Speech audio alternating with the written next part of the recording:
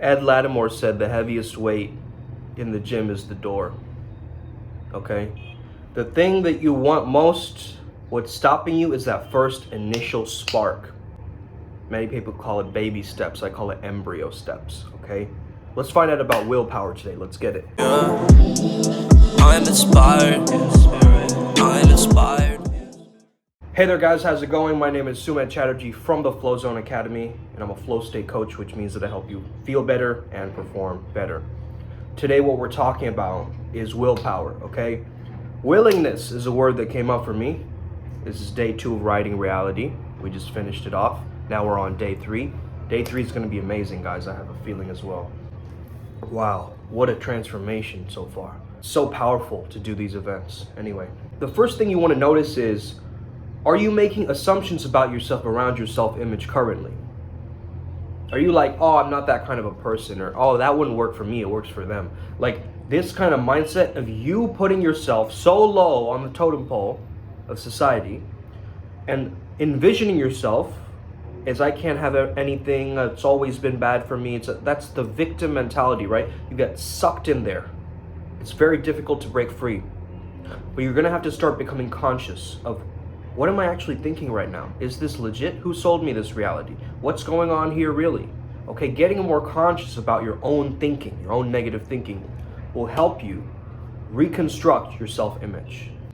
Second thing is, you've heard the terms like, when there's a will, there's a way, and you're probably consuming lots of motivational quotes. But those quotes don't mean anything if you're not embodying and living through those quotes, okay? It's cool to post them up on your social media and people think it's cool, but are you actually living through these quotes and being able to actually evolve through them, right? That's another thing, is like you have a misalignment. That's one of the things that many people struggle with. A lot of people I'm seeing, their shadows are coming up as they're coaching with me. A lot of them are lying, a lot of them are hiding, a lot of them are cheating, a lot of them are, having this kind of secrecy in a sense. And to be very honest with you, that secrecy is not going to help you, okay? You want to be real with yourself and with others. That's when the massive shift starts happening, when you come from that acceptance frame, when you don't expect anything, but you appreciate everything. You get grateful about the task that you're doing. For people who have very strong willpower, their environment is primed so that they're tempted less, okay? Their environment serves them, okay? It doesn't distract them. So the decision for you to buy a cookie sandwich, started at the grocery store. It didn't start, or maybe you're ordering it online, right? Nowadays, everything's online. So it started in that moment. It didn't start when the food is already there in your kitchen and now you have easy access to it. You see what I'm saying? So the first initial spark, the cue, is what is important. If you control the cue, you control the reward, okay? There's a process that James Clear shares in his book, Atomic Habits. Basically what happens is cue, craving, response, reward. Cue, craving, response, reward, okay? You see a cue, you respond to it, you have a craving that kicks in, and then you need to fulfill that craving through a reward, okay? So this is how addictions happen, but this is also how behavior is formed, how habits are formed, okay?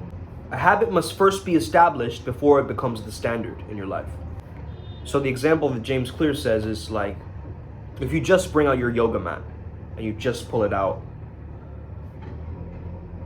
that's gonna be enough for you to start hardwiring this ability for you just getting your yoga mat out. And some days you'll get on the mat and do a little bit of yoga, some days you won't. You'll do less. But if you just keep doing it for 2 minutes, just 2 minutes of yoga a day, just 2 minutes, just 2 minutes, just 2 minutes. Slowly, after a certain point of time, it's gonna get hardwired. You're making new neural connections because you're doing it every day. Well, how can I explain this, man? There's a difference in my energy and a beingness about me that would not have come through if I wasn't working out. In order for you to change a behavior, there has to be a reward, okay? The thing has to be rewarding to you. Like the reason we eat that cookie is because it's sugary, it's nice, man. You know what I mean? It tastes good, right? There are different chemicals coming off of your body, like candida, this stomach gut that wants you to crave it more and more, that sugar, right? Our systems are designed to crave that. but it's a mental craving. Okay? It's a psychological craving. A lot of the times it is. I mean, there is a chemical dependence to certain things, but mostly the psychology hardwires it in even more. You created a storyline around that thing. So if you want healthier habits, you want to assign meaning to the cue. Make it meaningful to you. Make it exciting to you. Okay, so these are the 4 laws that James Clear states, right, in his book. Make it obvious, make it attractive, make it easy, and make it satisfying. Make it obvious, okay? Have Audible on the front page of your phone screen if you want to listen to audiobooks. Have books around your room and random places that you visit along your living room or in your room. Okay, have it in your vicinity. Have it in your visual field. Like for instance, I have all these weights around me, right? So I brought the gym here. If I can't go to the gym, if I feel too lazy, I'm gonna go, travel and then come back and then travel and come back.